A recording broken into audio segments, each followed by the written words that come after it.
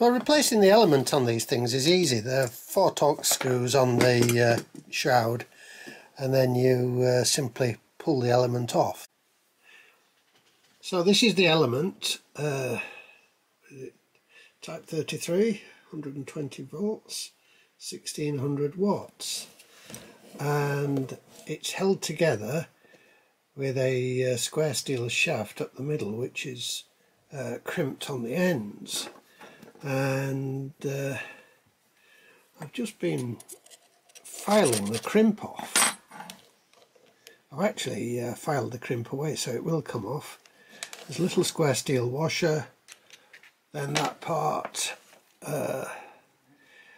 the terminals at the end you can undo. I needed a pair of pliers on them to loosen them.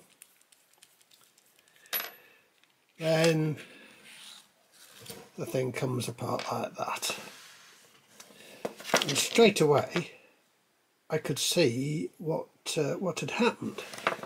There is an awful lot of muck and rubbish in there, so the airways have got clogged up, and you can bet your bottom dollar that that's where the element has burnt out, where it hasn't been getting any airflow.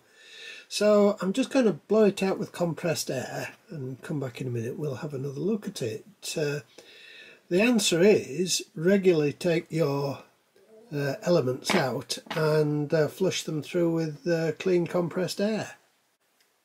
So, fault diagnosis. The first thing to do is take out the element, and then there is a list online that tells you the resistance of the various elements. This one should have been around about 9 ohms. So, with the resistance meter, there we are. 8.3. Well, it's not a particularly accurate meter, and it hasn't been calibrated in years, but that is well within the parameters. So if you've got 8, 9, 10, 11, 12 ohms, the thing is okay. Or it will be open circuit, in which case it isn't okay. Keep the thing clean, keep blasting it out with compressed air, and it should last a long time. Well, so it seems the element is okay, so I've got into the thing a little bit deeper.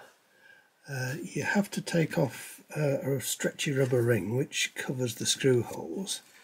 Then you can take 3 screws out and release this end cover, and there are some little electronic gizmos in there. I'm not sure what they are yet, but what I'm going to do is I'm going to mark that wire,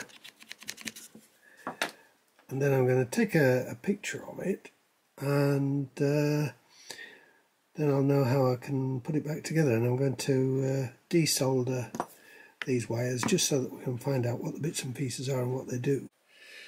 Well, I took the photo cell out of the thing because it seems that they are a regular fault. There's an online manual available, and the fault finding chart leads to them, and it did appear to be a bit degraded visually, so I've bought a new one, 20 quid.